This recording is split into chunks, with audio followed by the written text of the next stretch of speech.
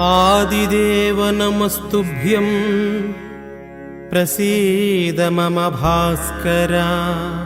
दिवाकर नमस्तुभ्यं प्रभाकर नमोऽस्तुते।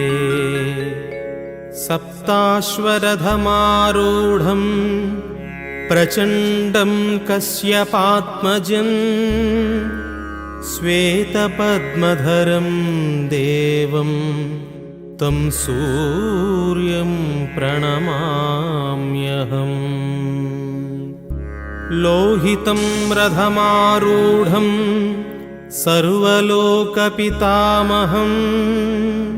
महापापहरं देवं तं सूर्यं प्रणमाम्यहम्। त्रैगुण्यं च महासूरं ब्रह्मविष्णुमहेश्वरं महापापहरं देवं तं सूर्यं प्रणमाम्यहम्। बृंहितं तेजसां पुञ्जं वायुराकाशमेव च प्रभुस्त्वं सर्वलोकानां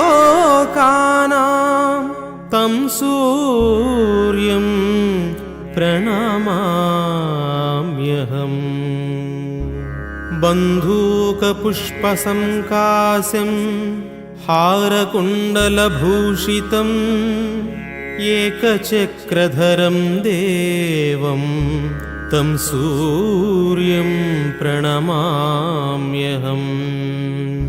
तं सूर्यं लोककर्तारं महातेजः प्रदीपनं महापापहरं देवं तं सूर्यं